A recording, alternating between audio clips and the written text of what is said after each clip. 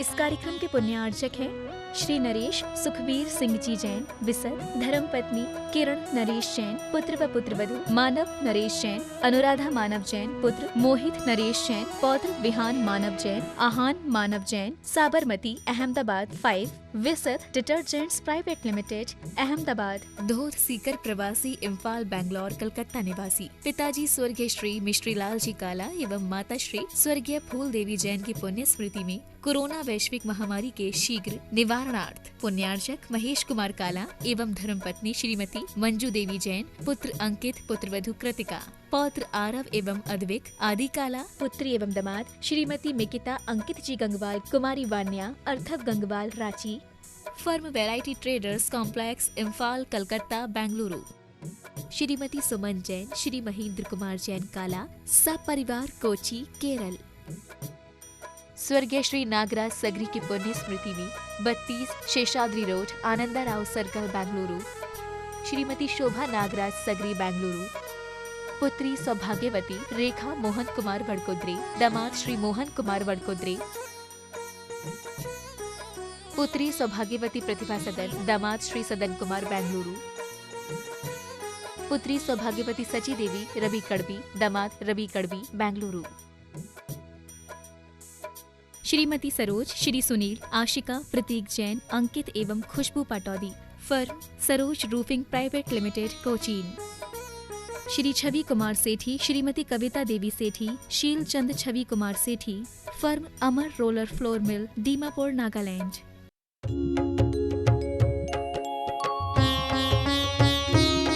शंका समाधान। बोलिए देवाधिदेव एक हजार श्री पार्श्वनाथ भगवान की जय जय जय। बोलिए श्रवण संस्कृति उन्नायक प्रातः स्मरणीय संत शिरोमणि परम पूज्य 108 आचार्य गुरुवर विद्यासागर जी महामुनिराज की जय जय जय। बोले गुणायतन प्रणेता संघ का समाधान प्रवर्तक भावना योग प्रवर्तक प्रखर वक्ता परम पूज्य 108 यूनिवर्सिटी प्रमाण सागर जी मुनिराज की जय जय जय। बोलिए परम पूज्य 108 यूनिवर्सिटी अरह सागर जी मुनिराज की जय जय जय। प्रिय बंधुओं, जैसा कि आप लोग को विदित है कि पूज्य का सत्संग मंगल में प्रवास शाश्वती क्षेत्र समी शिखर स्थित गुणायतन में चल रहा है और आज के संघ का समाधान कार्यक्रम यही गुणायतन परिसर में आयोजित है। आज के संघ का समाधान के कार्यक्रम में यहाँ उपस्थित स्थानीय श्रद्धालुओं का तथा उन सभी दर्शकों श्रोताओं श्रद्धालुओं का जो आज यहाँ के आयोजित संघ का समाधान कार्यक्रम सीधा प्रसारण घर बैठे पारस चैनल जनवाणी चैनल ने प्रमाणिक ऐप के माध्यम से देख सुन आनंद ले रहे हैं, उन सबों का मैं गुणायतन एवं श्री सेवायतन परिवार की ओर से हार्दिक हार्दिक अभिनंदन करता हूँ। मैं आपको ले चलूँ संघ का समाधान की ओर। इसके पूर्व प्रतिदिन की तरह आज भी हम लोग सर्वप्रथम पूज्य को चरण कमलों में त्रिवार नमोस्तु निवेदित करते हुए उनके मंगलमय आशीर्वाद से अपने को अभिषेक करके साथ करेंगे। चलिए हाथ जोड़िए, मस्तक झुकाइए और बोलिए मेरे साथ, नमोस्तु गुरुदेव, नमोस्तु गुरुदेव, नमोस्तु गुरुदेव। प्रिय बंधुओं, गुणायतन ट्रस्टी एवं परियोजना निदेशक श्री मुकेश जी मेट्रो के असामयिक निधन के उपरांत आज आयोजित श्रद्धांजलि सभा में कई महानुभावों ने अपनी श्रद्धांजलियां अर्पित की। कई लोग वंचित भी रह गए हैं, परंतु मैं समझता हूं कि यदि गुरुदेव का आशीर्वाद शोक संतप्त परिवार को नहीं मिला तो फिर यह श्रद्धांजलि सभा अधूरी ही मानी जाएगी। इसलिए अब जो लोग वंचित रह गए हैं मैं गुरुदेव से प्रार्थना करता हूं कि हे गुरुदेव, आप शोक संतप्त परिवार को अपना आशीर्वाद और संबल दे करके उनके विश्वास और उनके साहस को मजबूती प्रदान करें। नमोस्तु गुरुदेव, नमोस्तु गुरुदेव। ओम नमः। जय बोलो अहिंसा परमो धर्म की परम पूज्य आचार्य गुरुवर श्री विद्यासागर जी महाराज की। आज जैसा कि आप सब लोग काफ़ी देर से मुकेश भाई के बारे में सुन रहे हैं, सभी ने एक स्वर में कहा कि मुकेश भाई का जाना अपूरणीय क्षति है। हमें कबीर की उक्ति को याद रखना चाहिए कि जब तुम जग में आए, जगत हंसा तुम रोए, ऐसी करनी कर चलो, तुम हंसो जग रोए। ऐसा वे ही लोग कर सकते हैं जो अपने जीवन में धर्म और अध्यात्म को आत्मसात करते हैं। मुकेश भाई की जिंदगी ज्यादा लंबी नहीं रही, लेकिन जितनी भी रही वो जिंदा दिल से भरी रही। आज वो व्यक्ति चला गया, हंसता हंसता अपना शरीर छोड़ गया, लेकिन उसके जाने के बाद उसके जाने की कसक हर व्यक्ति के हृदय में बनी। मैं समझता हूं हर मनुष्य के जीवन की यही उपलब्धि है कि तुम इस दुनिया से जब भी विदा लो, जाना तो सबका निश्चित है ही, लेकिन जब भी इस दुनिया से विदा लो, तुम्हारी कमी का एहसास लोगों को हो। और ये तभी होगा जब हम वैसी करनी करेंगे। अपने जीवन में ऐसी करनी करने का भाव और संकल्प लेना चाहिए और जीवन को आगे बढ़ाना चाहिए। मुकेश भाई के विषय में बहुत लोगों ने बहुत सारी बातें कही, पर मैं समझता हूं एक धर्मात्मा व्यक्ति के बारे में जितना कहा जाए उतना कम है। और उस व्यक्ति ने अपने जीवन में धर्म को व्यवहारिक रूप से आत्मसात किया। धार्मिक क्रियाओं को करने वाला व्यक्ति बहुत मिल जाएगा, लेकिन धार्मिक क्रियाओं को करते हुए धर्म को जीने वाले लोग कम मिलते हैं। और मैंने इस बात को बहुत निकटता से देखा और समझा भी है कि मुकेश भाई को जो भी हमने मार्गदर्शन दिया है, उनने उसे अक्षरशः पाला है। मैंने कुछ दिन पहले भी कहा था कि औरों को तो कभी कहने की जरूरत पड़ती थी, उस व्यक्ति के लिए आंख का इशारा भी पर्याप्त था। ये भाव, ये समर्पण बहुत कम लोगों में मिलता है। आज वो चले गए, उसका व्यक्तित्व बहुत महान था, आना जाना लगा है। ऐसे घड़ी में हमें सीख लेनी चाहिए। हम जब इस दुनिया से जाएं तो कैसे जाएं? इस संसार में एक ही चीज है जो एकदम निश्चित है, और एक ही चीज है जो एकदम अनिश्चित है, वह है मृत्यु। मृत्यु होगी ये निश्चित है, पर कब होगी ये बिल्कुल अनिश्चित है। हमें जाना तय है, तय केवल यह करना है कि कैसे जाना है।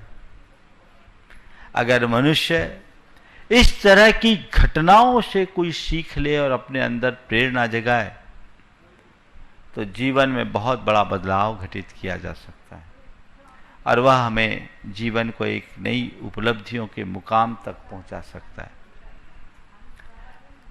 मुकेश भाई ने वही आदर्श हम सबके बीच प्रस्तुत किया।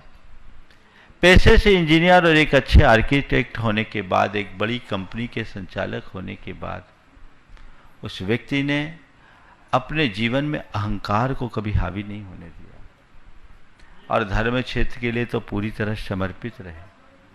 गुणायतन की जब से वो जुड़े, उसके बाद के जितने भी निर्माण हुए, उस संरचना का संपूर्ण भार उनने अपने हाथ में लिया। स्ट्रक्चर डिजाइन उनके साथ उनने की, और इस पूरी टीम में गुणायतन की एक बहुत बड़ी टीम है, इंटरनेशनल टीम है, जिसमें सभी आपने ईरा जी को तो सुना ही, अनुराग को सुना, और लोग बहुत सारे हैं जिनको आज यहाँ अवसर नहीं मिल पाया है, आज वो किसी निमित्त से नहीं जुड़ पाए। उस सारे इंटरनेशनल टीम के साथ कितना सुंदर कोऑर्डिनेशन उन्होंने बनाया। हमारे आर्किटेक्ट चंद्रशेखर जो आज आपके बीच आ नहीं पाए, वो सब एक दूसरे के साथ जो टेक्निकल टीम थी, बहुत अच्छे से पूरी कमेटी के साथ सामंजस्य बनाकर, पूरी निर्माण कमेटी, बहुत बड़ी कमेटी है यहाँ की, बड़ी सशक्त कमेटी है, और उस कमेटी में उस व्यक्ति ने जो काम किया, जो भूमिका निभाई है, वो अपने आप में अद्भुत है।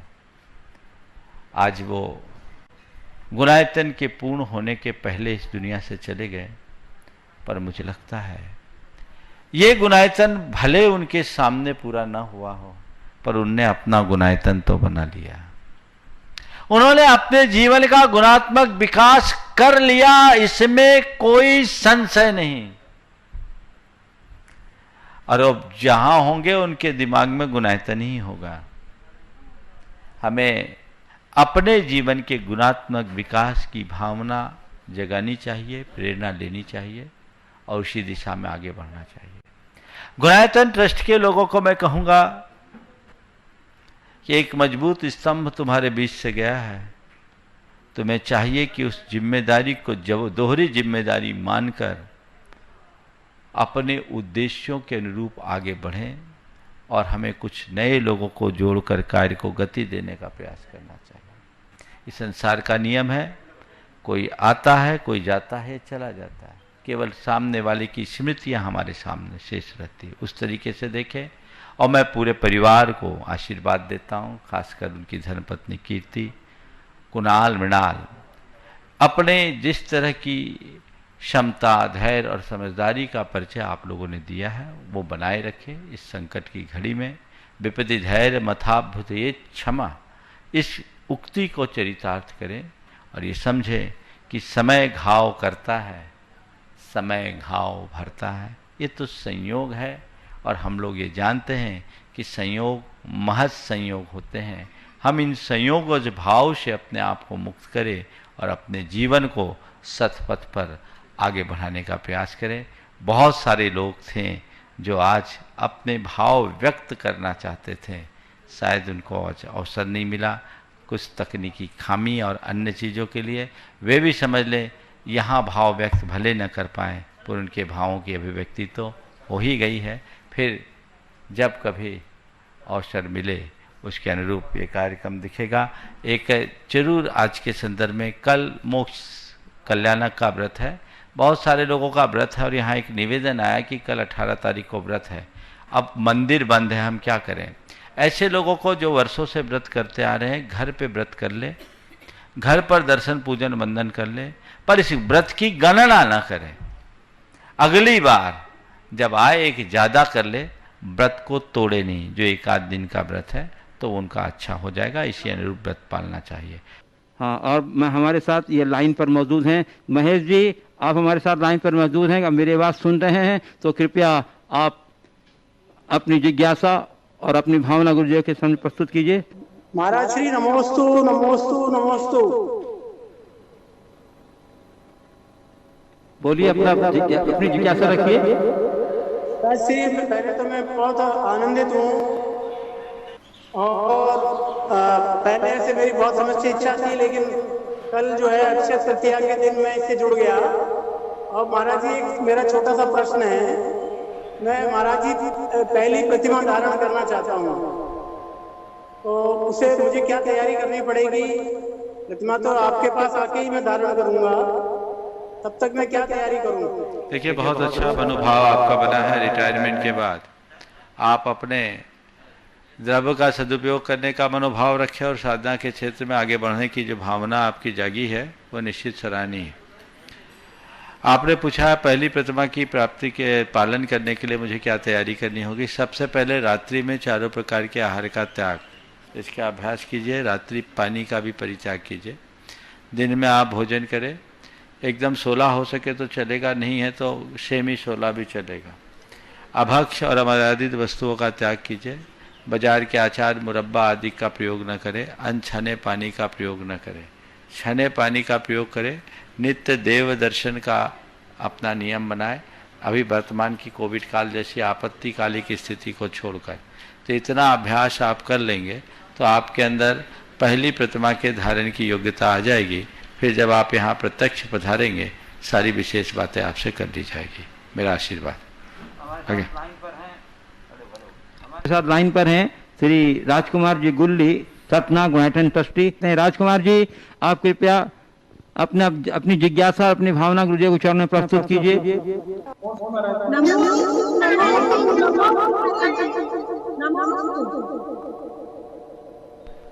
ओ बोलो।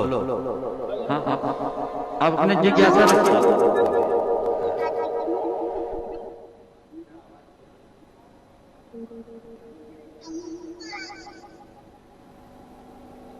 चलिए, आपके इस पुण्य कार्य के लिए मेरा आशीर्वाद है, इसी तरह भावना बनाए रखें। आगे आप अपना प्रश्न लिख करके भेज दें ताकि यहाँ आपको अवसर मिल जाए। कुछ कनेक्टिविटी में प्रॉब्लम आ रही है, अगर सुधर जाए तो उसे देखा जाएगा। आशीर्वाद। चलिए जी, हमारे साथ लाइन पर मौजूद हैं गुणायतन के शिरोमणि संरक्षक श्री अतुल शीतल लाधानी, बक्सरा, गुजरात। हाँ बोलो।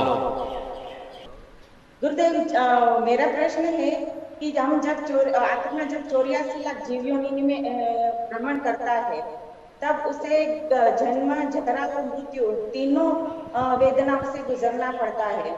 तो क्या गुरुदेव, जब वो देव योनि में और नरक योनि में भी जाता है, तो क्या वहां पर भी उसे गर्भकाल में ऐसे गुजरना पड़ता है कि सिर्फ तिर्यंच योनि में और मनुष्य योनि में ही उसका गर्भकाल होता है? बहुत अच्छा सवाल किया है।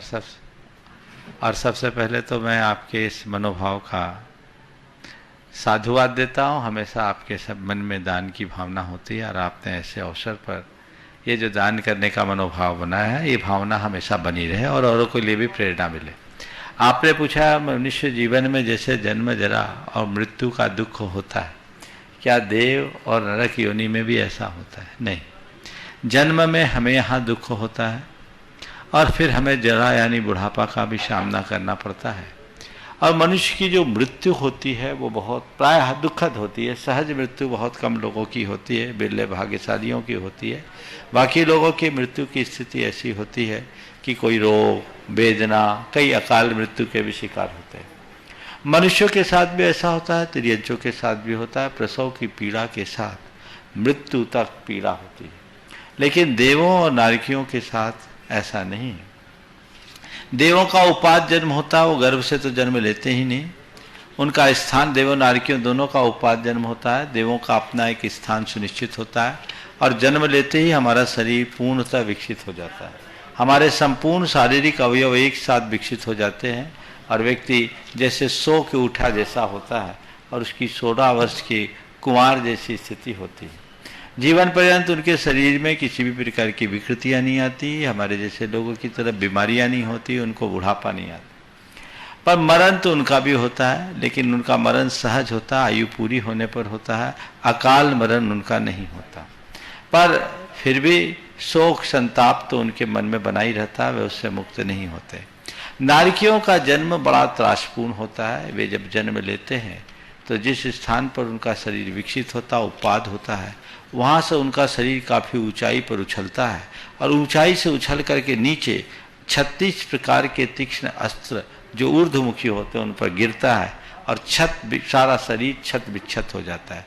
क्योंकि नारकी शरीर की ये विशेषता होती है कि खंड खंड होने पर भी पुनः अखंड हो जाता है और वह इकट्ठा होकर वो उठ के खड़े नहीं होते कि फिर उनके साथ मारकाट चालू हो जाती है।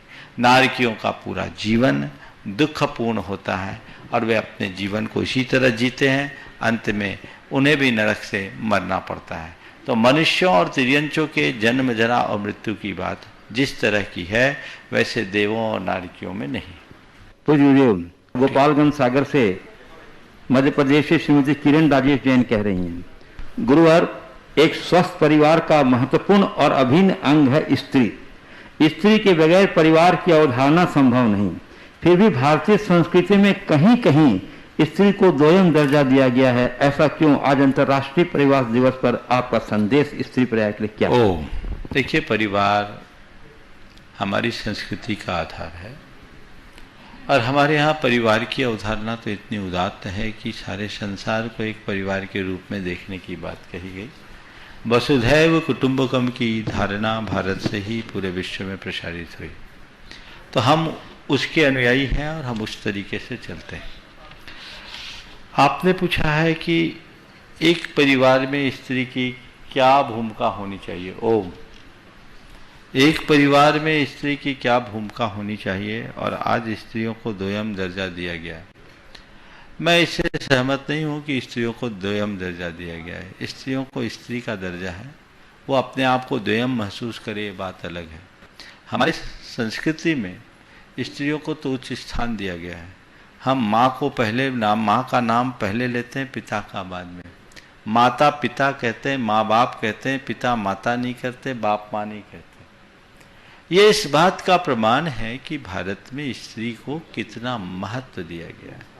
ये भारत है जहाँ ये कहा जाता है, यत् नार्यस्त पूज्यन्ते रमन्ते तत्र देवता सोचन्ते ही यत्रैता विनस्त्यासु ही तत्कुलम।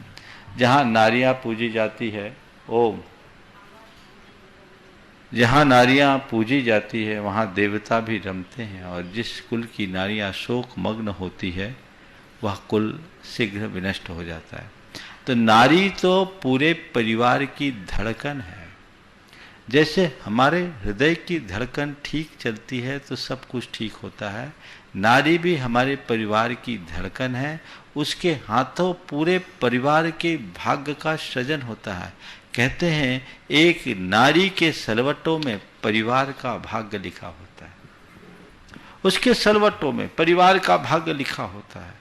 तो नारी शक्ति का अपना महत्व है। परिवार की आंतरिक व्यवस्था को एक स्त्री जितने अच्छे से संपन्न कर सकती है, पुरुषों के बस की बात नहीं है। इसलिए नारी जाति के इस महत्व को हमें समझना चाहिए। अंतर्राष्ट्रीय परिवार दिवस के इस अवसर पर मैं ये कहूँगा, परिवार का हर अंग महत्वपूर्ण है, कोई कमजोर नहीं है।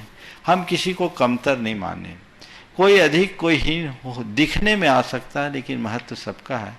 आप मेरी इन 5 उंगलियों को देखिए, 5 उंगली हमारे हाथ की अंग है, और 5 की अपनी अपनी उपयोगिता है, अपना अपना महत्व है।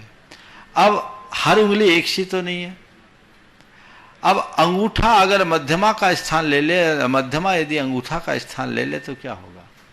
अंगूठे अंगूठे की जगह हो, तर्जनी तर्जनी की जगह हो, मध्यमा मध्यमा की जगह हो, अनामिका अनामिका की जगह हो, और कनिष्ठा कनिष्ठा की जगह हो। ये देखने में बड़े छोटे लग रहे हैं, लेकिन हाथ के लिए सब अच्छे हैं। और थोड़ी देर के लिए कल्पना करो, 5 उंगलियां अगर बराबर होती तो हमारे हाथ का शेप कैसा होता? एक ब्रश की तरह होता। तो प्रकृति ने हमारे लिए जो व्यवस्था दी है, हमें उस व्यवस्था को स्वीकार करना चाहिए और उसी अनुरूप अपने जीवन को आगे बढ़ाना चाहिए। किसी को छोटा बड़ा मानने की प्रवृत्ति से अपने आप को बचाकर जीवन को एक सही दिशा में आगे बढ़ाना चाहिए। पूज्य गुरुदेव, अंतर्राष्ट्रीय परिवार दिवस पर ही एक प्रश्न गढ़ाकोटा जिला सागर से प्रांजल प्रवीण सिंघई प्रांजलि कह रहे हैं। गुरुदेव, जो दिन परिवार के साथ बीते वो जिंदगी है, और जो दिन परिवार के बिना बीते वो उम्र है। एवं परिवार की खुशी और एकता का रहस्य बस एक शब्द में छिपा है, सहनशीलता। तो गुरुदेव, हम सब सहनशीलता गुण कैसे विकसित करें ताकि हम सब का भी एक सुखद परिवार हो? देखिए, सहनशीलता परिवार का एक बहुत बड़ा गुण है। सहनशीलता और उदारता परिवार की स्थिरता का आधार है। आपने पूछा है सहनशीलता हम अपने भीतर कैसे विकसित करें, सहिष्णुता कैसे विकसित करें। इसके लिए 4 सूत्र मैं आप सबको देना चाहूँगा। अपने मन में सहिष्णुता बढ़ाने के लिए पहली बात, दूसरों के दोषों को अनदेखा करने का अभ्यास करें। दोषों को अनदेखा करें, दिख जाए तो भी अनदेखा करें, ये पहला प्रयास होना चाहिए। जो बार बार लोगों की दोषों पर अपनी दृष्टि केंद्रित रखते हैं वे प्रायः दोषोद्भावक बन जाते हैं। उनके मुख से आलोचना शुरू हो जाती है, प्रत्यालोचना शुरू हो जाती है, प्रेम विखंडित हो जाता है। इसलिए पहली बात मैंने कही कि आपको चाहिए कि लोगों के दोषों को अनदेखा करना शुरू करें। दूसरी बात, खुद थोड़े थोड़े कष्टों को सहने का अभ्यास बनाएं। शारीरिक और मानसिक इन कष्टों को सहने का अगर मनुष्य अभ्यास बनाता है तो उसमें बहुत बड़ा बदलाव घटित हो सकता है। हम अनुकूलता के क्षणों में भी यदि कष्टों को सहने की कोशिश करें तो अपने भीतर सहनशीलता जैसे गुण विकसित हो सकते हैं। तीसरी बात, तुरंत प्रतिक्रिया न देने का अभ्यास करें। हमसे कोई कितनी भी बड़ी बात कर दे, हम तुरंत प्रतिक्रिया नहीं देंगे, हम सोच समझकर उत्तर देंगे। त्वरित प्रतिक्रिया प्रायः नकारात्मक दिशा में ले जाती है। यदि मनुष्य थोड़ी सोच समझ करके बोले तो बहुत सारी स्थितियां ऐसी होती है कि उसे बोलने की ही जरूरत न पड़े। ये उसको अंदर से सहिष्णु बनाएंगे और जीवन को आगे बढ़ाने में समर्थ बनाएंगे। और चौथी बात, चीज़ों को इग्नोर करना सीखे, नज़रअंदाज करना सीखे, तो हम उससे अप्रभावित रहेंगे और ये हमारे जीवन के लिए एक अच्छा आधार बनेगा। पूज्य अपनी शादी की सालगिरह पर नमोस्तु निवेदित करते हुए बाकी मध्य प्रदेशी पारस नरेश चंद गोधा ट्रस्टी बावनगजा कह रहे हैं, जब हम भोजन करते हैं तो कई तरह के स्वाद होते हैं, जैसे खट्टा, मीठा, तीखा, नमकीन, जिससे भोजन स्वादिष्ट तो बनता ही है, साथ में भोजन के प्रति आकर्षण भी बढ़ता है। लेकिन जब यही स्वाद परिवार में आता है, जैसे कोई खट्टा होता है, कोई तीखा होता है, तो घर का जायका बिगड़ जाता है। गुरुदेव, यह प्रश्न लगभग घर घर का है, तो डिफरेंट टेस्ट के साथ पारिवारिक सामंजस्य कैसे बनाया जाए, कृपया समाधान। देखिए, आपके भोजन का टेस्ट कब रहता है? जब सब चीजें एक थाली में होती। अकेले खट्टा खट्टा खाओगे तो तकलीफ, अकेले मीठा खाओगे तो, अकेले तीखा खाओगे या तीता खाओगे तो अलग अलग। लेकिन जब थाली में सब मिल जाते हैं तो सबका एक अलग मजा आता है।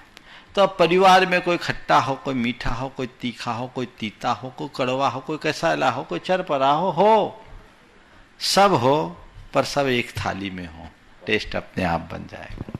सब एक थाली के अंग हो।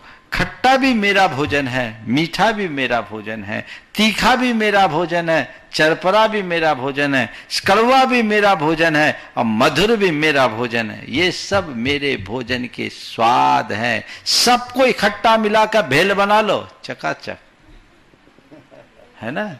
भेल बना के खा लो, उसका एक अलग स्वाद। तो सब एक थाल में हो। अगर मनुष्य के मन में प्रेम और आत्मीयता हो तो वह सब चीजें बहुत सहजता से घटित हो जाती। पूज्य गुरुदेव, सिलचर आसाम से श्री नवीन जैन कह रहे हैं, गुरुदेव, छाता कभी बारिश को रोक नहीं सकता, पर फिर भी छाता बारिश में खड़े होने की ताकत तो देता है। बहुत सुंदर। गुरुदेव, कैसे एक व्यक्ति हर चुनौतियों का सामना करे उस छाते की तरह जो बारिश को न रोकते हुए भी बारिश में खड़े होने की ताकत रखता है। देखिए, बहुत अच्छी बात है, छाता बारिश को नहीं रोक पाता, लेकिन बारिश में खड़े रहने की ताकत देता है, ताकत रखता है। आपने पूछा हम ऐसा क्या करें कि छाते की तरह हर चुनौतियों का सामना कर सके। आपने छाता की आकृति को देखा? एक छाते में 8 कमानी होती, किसी में 12 होते हैं, किसी में 18 होते हैं, कमानियां अलग अलग होती। एक डंडा होता है और सारी कमानी किससे जुड़े होते हैं? एक डंडे से। बस छाते की भांति छाता को अपने जीवन का आदर्श बना। सब कमानी को एक डंडे में जोड़ दो। तुम्हारे इसे बहुत व्यापक संदर्भ में देखा जा सकता है। अगर बाहरी व्यवहार की दृष्टि से देखें तो परिवार के सब लोग एक डंडे से जुड़े रहे, परिवार में आने वाली सारी चुनौतियों का सामना करने में समर्थ हो जाएंगे।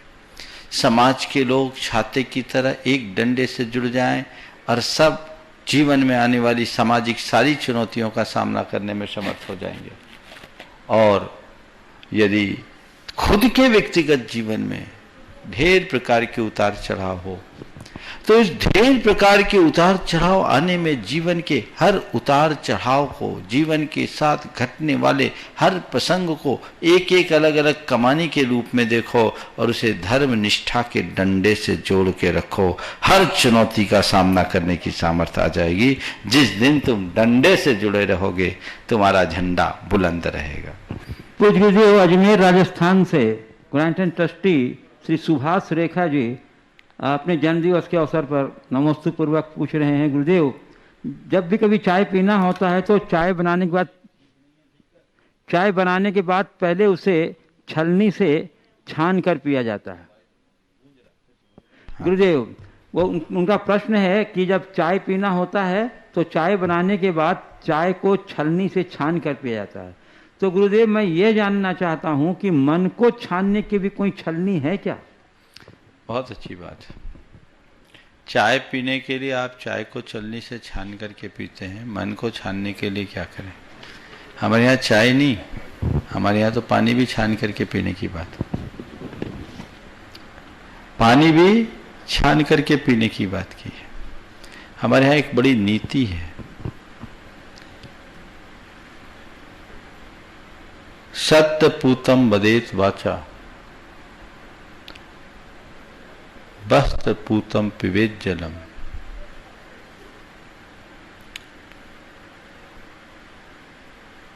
शब्द से, सत्य से पवित्र वचन को बोले और वस्त्र से पवित्र यानी छने हुए जल का पान करे। शास्त्र पूतम समाचरित, और जो शास्त्र से पवित्र है वो आचरण करे। आपने पूछा मन को कैसे जाने, तो मन को यदि हम शास्त्र के आदर्शों के अनुरूप जीने लगे तो हमारा मन अपने आप छन जाएगा, और एक बार मन छन जाएगा, दृष्टिपूतम पदे दृष्टिपूतम पदे धरेत पादम, वस्त्रपूतम पिबेत जलम, सत्यपूतम वदेत वाचा वाचम, शास्त्रपूतम समाचरित। अगर हमारा जीवन शास्त्रीय आदर्शों से जुड़ गया तो फिर हमें कुछ कहने और करने की जरूरत नहीं रही। पूज्य गुरुदेव, एक गुप्त नाम से एक प्रश्न आया है। कह रहे हैं कुछ लोग घर के माता पिता को छोड़कर पत्नी बच्चों आदि के रिक्वायरमेंट को तो पूरा करते नहीं,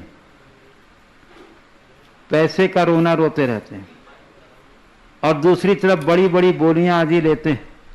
तो गुरुदेव, घर की परिवार की उपेक्षा करके बोलियों के द्वारा दान देना कहाँ तक उचित एवं सार्थक है? क्या इसमें भी कोई पुण्य होगा? देखिए, बोलियां लेना, दान देना अपने अर्थ में महत्वपूर्ण है, एक धार्मिक क्रिया है, हमें इसकी कभी आलोचना नहीं करनी चाहिए। लेकिन जो दानशील लोग हैं उनको संवेदनशील भी होना चाहिए। दान आपकी उदारता को प्रकट कर रहा है, तो उदारता आपको अपने घर परिवार के लोगों के प्रति भी दिखानी चाहिए, वो उदारता वहां भी दिखनी चाहिए। इसलिए परिवार परिजन के लोग उपेक्षित रहे और आप दान दें, तो ये शोभास्पद नहीं, ये शोभास्पद नहीं है। हमें चाहिए कि हम बाहर भी दें, भीतर भी दें।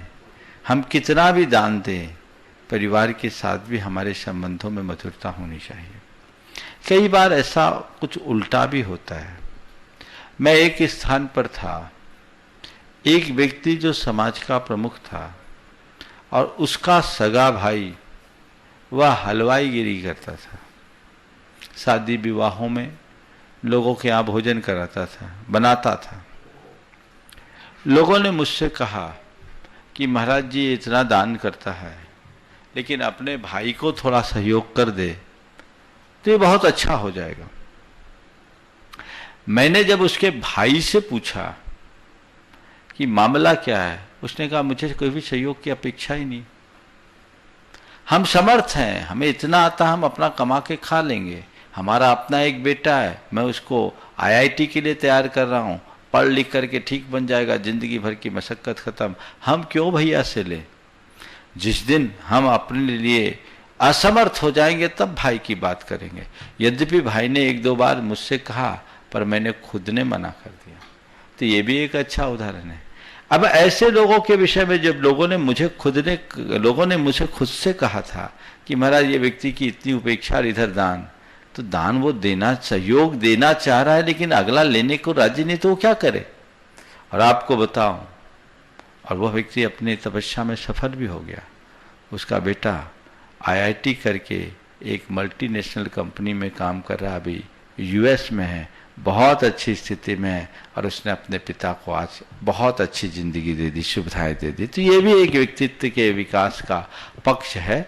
इसलिए हमें हर बात को एकांतिक नजरिए से नहीं देखना चाहिए। हाँ, आपको ये दिखता है कि ये दान दे रहा है, पर अपने परिवार के लोगों को ध्यान नहीं दे रहा। ध्यान देना ही चाहिए, लेकिन दूसरी तरफ ये भी देखो, कई लोग तो ऐसे कि दान भी नहीं दे रहे हैं और ध्यान भी नहीं दे रहे हैं, सुरा सुंदरियों में बहा रहे हैं, भोगों में बहा रहे हैं, वो तो और बर्बाद कर रहे हैं। फिर कई जगह ऐसा होता है कि उनके पारस्परिक संबंधों में अगर खटास आ जाती है तो भी लोगों का मन खराब हो जाता है। कई बार देने की कोशिश करे तो उधर से कह दिया जाता है हमको नीचा दिखाने का प्रयास किया जा रहा है।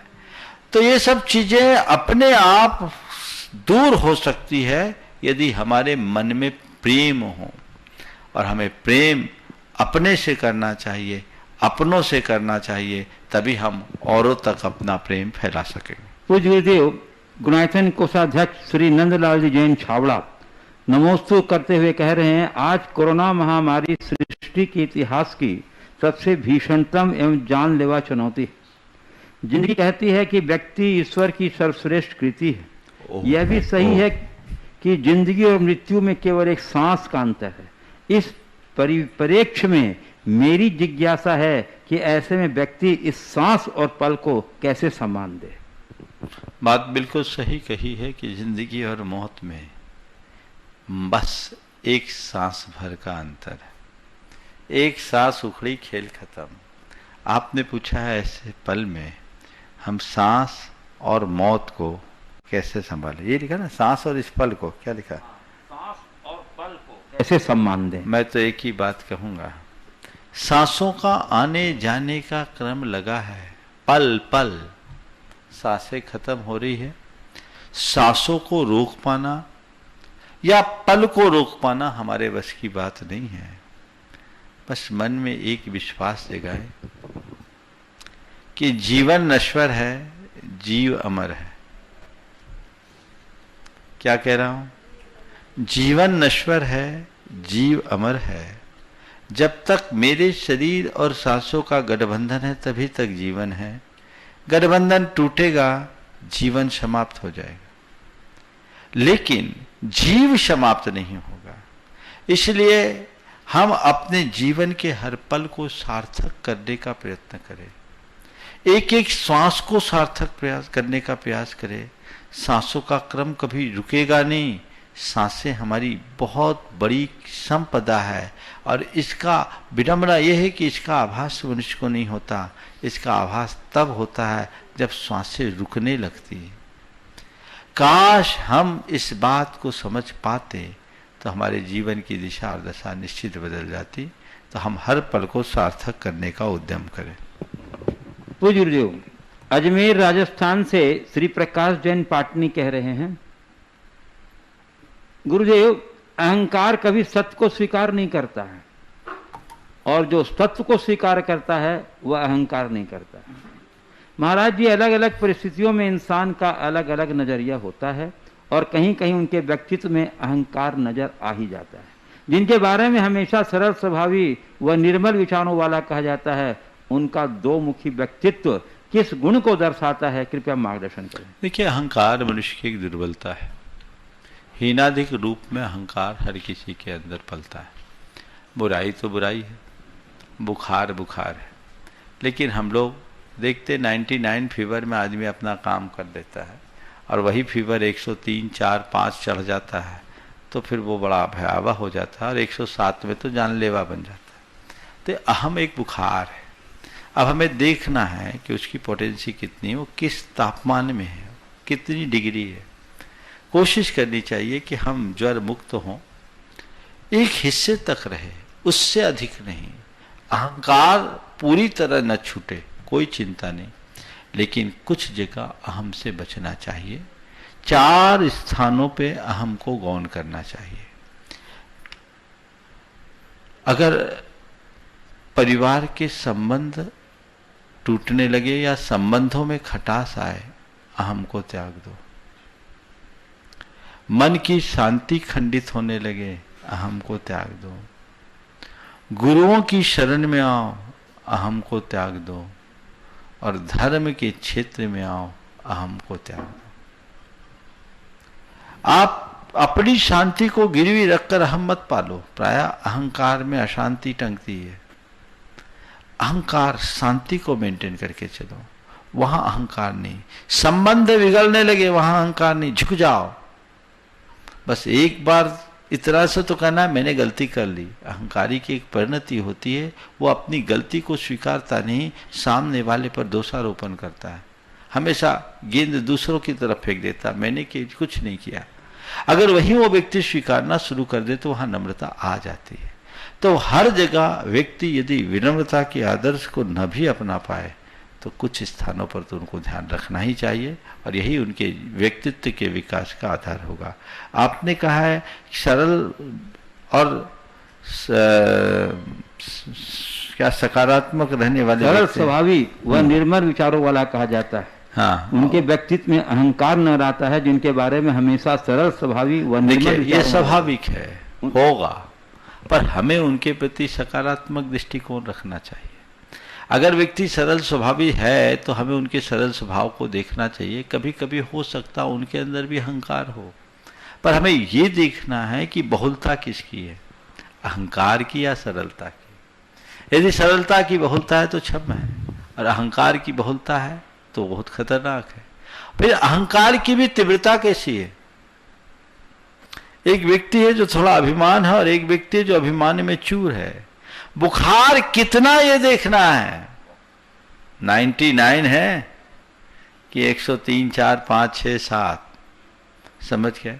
हाँ, पर 99 को भी अनदेखा मत करना, ये बढ़ जाए तो बहुत भयानक। और कई बार तो ऐसा होता है, मैं खुद के अनुभव से बता रहा हूं, फीवर तो 99 लेकिन शरीर को तोड़ दे, शरीर को तोड़ दे। मुझे काफी ऐसा अनुभव रहा है बुखार का। 1987 से 1999 तक साल में कम से कम 10-12 बार तो बुखार मुझे आता ही था। हाँ, कम से कम 10-12 बार बुखार, और एक बार बुखार आए तो हफ्ता भर से कम न हो। एक दफे तो 2 महीने तक 60 दिन तक लगातार मलेरिया रहा। पर उसमें कई बार ऐसे भी वायरल फीवर आए मुझे कि 7-7 दिन तक 99 फीवर है, 100 फीवर है, फीवर नहीं है ज्यादा, लेकिन शरीर को निचोड़ रहा है। तो ये बस एक उदाहरण है। अहंकार दिख नहीं रहा है, लेकिन तुम्हें वो भीतर से घोंट रहा है, तुम्हें अंदर से दुखी कर रहा है। तो तुम्हें चाहिए कि इसका सही इलाज कराओ, विनम्रता को आदर्श बना करके चलो, तभी जीवन अच्छा हो। बहन जी पूछ रही है कि उसके डॉक्टर कौन है। डॉक्टर तो रोज अपना प्रिस्क्रिप्शन खुला बता रहे हैं, और अब तो सब ऑनलाइन है, आप लीजिए और अपना ट्रीटमेंट कराइए। हाँ, पूज्य गुरुदेव, सिंघाना से अभिषेक गंगवाल अपने विवाह की वर्षगांठ पर नमोस्तुपूर्वक कह रहे हैं कि गुरुदेव, पूज्य मुनि श्री क्षमा सागर जी ने अपनी कविता में एक जगह कहा है, अभी चले जाओगे जाओ, अब आए हो आओ। कितना कठिन लेकिन कितना सुखद होता है जब कोई इस तरह सब स्वीकार लेता है। ऐसी कठिनतम सुखद अनुभूति व स्वीकारोक्ति जो आप लोगों के पास सहज होती है, हमारे क्या प्रयास हो ताकि अंतरंग के भावों को जाकर हम भी उसे पा सकें। थोड़े दिन हम लोगों के साथ रहने लगो। अभ्यास से बहुत कुछ मिलता है। जब हम प्रेरणा पाते हैं तो सारी चीजें हमारे जीवन में आती है। हम वैसी प्रेरणा लेकर के चले, सोच को सकारात्मक बनाए, दृष्टि में अध्यात्म को जोड़े, और ये मान करके चले कि बस मुझे सहज रहना है, मुझे सहज रहना है, सहज रहना है, तो चीजें निश्चित हमारे साथ होगी। आमंत्रित कर रहा हूं गुरुदेव यहाँ उपस्थित हैं प्रथम प्रश्न के लिए श्रीमती शोभा पाटोदी साधम को, और तब तक वो आ रही हैं गुरुदेव। एक प्रश्न बीना मध्य प्रदेश से प्रोफेसर डॉक्टर अजित कुमार जैन का है। वो कह रहे हैं, महाराज श्री, व्यक्ति के या व्यक्तियों के सत असत विचारों का निर्णय कौन करता है? क्योंकि यदि बुद्धि को माने तो बुद्धि तो राग देश से प्रभावित रहती है, और विवेक को माने तो विवेक भी बुद्धि पर निर्भर करती है।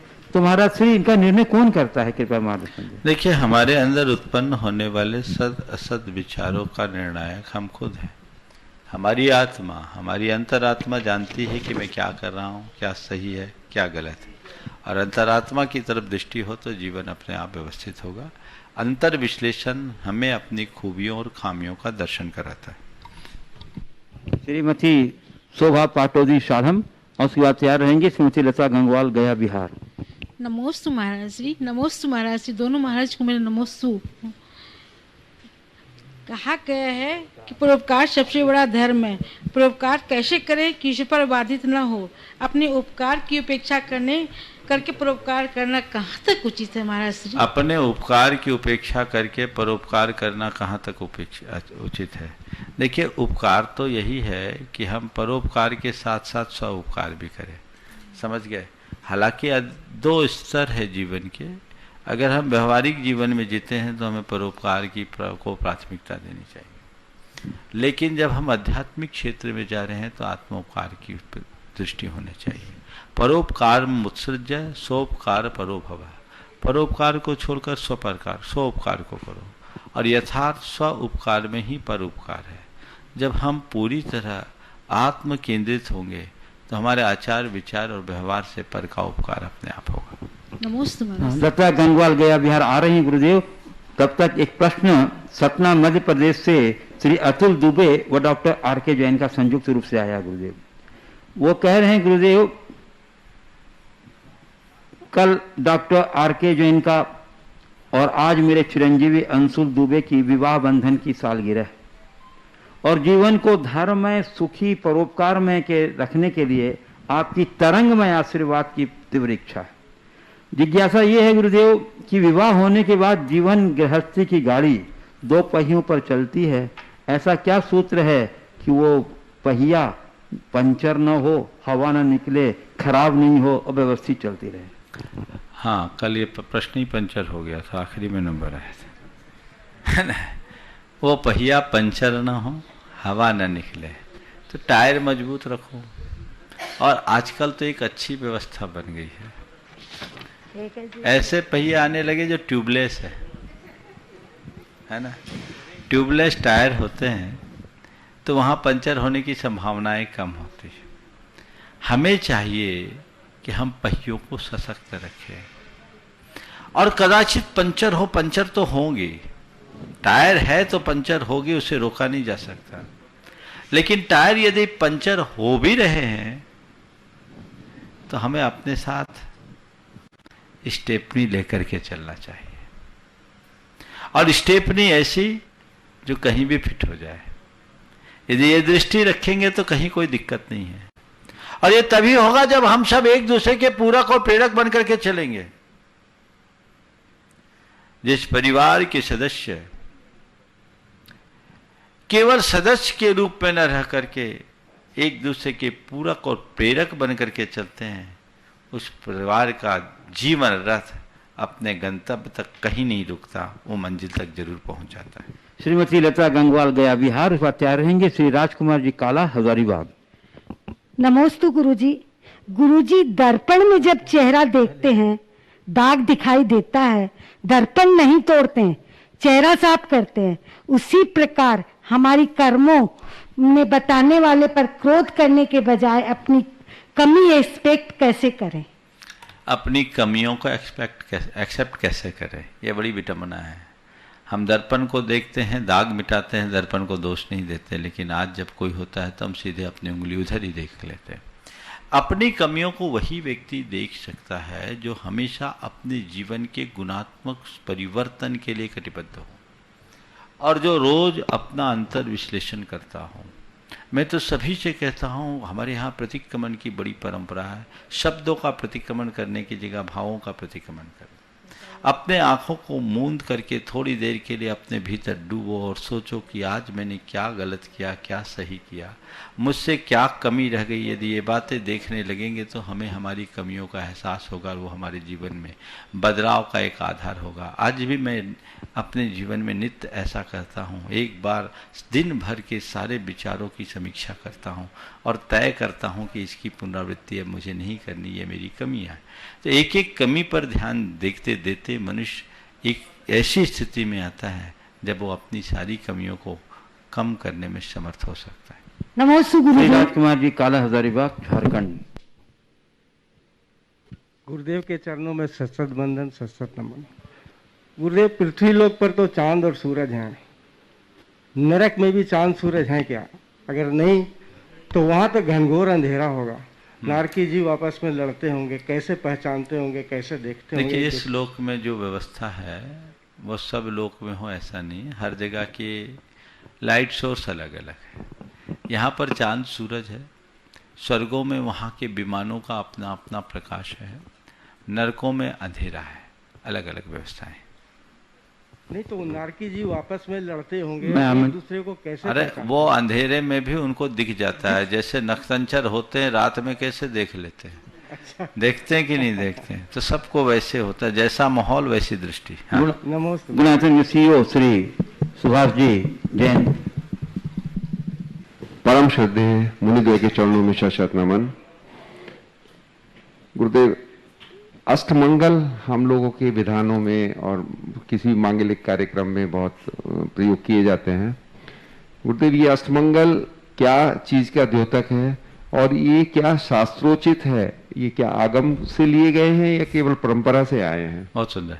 देखिए, अष्टमंगल, मंगल शब्द का ही अर्थ है जो हमारे मम यानी पाप को गला दे, या जो हमारे शुभ कल्याण का निमित्त हो, या जो हमारे पुण्य का वर्धक हो। शास्त्रों में द्रव्य मंगल के अंतर्गत ये अचित्त मंगल है, और अचित्त मंगल में अनेक प्रकार के मंगल को उल्लेख होता है। उन मंगलों में अष्टमंगल की हमारे शास्त्र में बड़ी पुरानी परंपरा है, और ये परंपरा हमें तिलोपनिषद जैसे ग्रंथों में देखने को मिलती है। धवला आदि ग्रंथों में भी इसके संकेत मिलते हैं। वे अष्टमंगल जो हम लोग मंदिरों में रखते हैं वो है भृंगारे चामर सुदर्पण पीठ कुंभ तालत ध्वजातप निवारक भूषिता वर्धस्वनंद जय पाठ पदावली भी सिंहासने जिन भवंत महम से। हम भगवान को किस सिंहासन पर विराजमान कर रहे हैं? जहाँ भृंगार झारी, चांवर चवर, सुदर्पण दर्पण, पीठ यानी सिंहासन, कुंभ अर्थात कलश, और ताल यानी ताड़ का पत्र, ध्वजा, और आतप निवारक यानी छत्र। ये ताल यानी ताड़ का पंखा, ताड़ का पंखा, और आतप निवारक यानी छत्र। ये अष्टमंगल द्रव्य है। कहीं कहीं लोग स्वस्तिक भी अंकित करने लगे हैं। हमारे यहाँ जो शास्त्रों में दिगंबर परंपरा में अष्टमंगल है उसमें स्वस्तिक का कहीं उल्लेख नहीं है। जो मैंने आपसे कहा वही है, और ये नकारात्मकता को नष्ट करते हैं। ये अष्टमंगल मंदिरों में ही नहीं, अगर इस प्रकार के अष्टमंगल को लोग अपने घर के दरवाजों पर भी लगाए तो वहाँ नकारात्मकता दूर होगी। कई जगह ऐसी परंपरा मैंने देखी है, द्वारों पर लोग अष्टमंगल लगाते हैं। लगाना चाहिए, तोरण द्वार में लगाते हैं, घरों में भी लगा सकते हैं, इसमें कोई हानि नहीं है, लगाना चाहिए। समय आप सबका हो गया है, यहीं पर विराम। बोलिए परम पूज्य आचार्य गुरुवर श्री विद्यासागर जी महाराज की। सागर जी महाराज की जय। जय बोले अरे सागर जी महाराज की जय। नमोस्तु गुरुवर जी।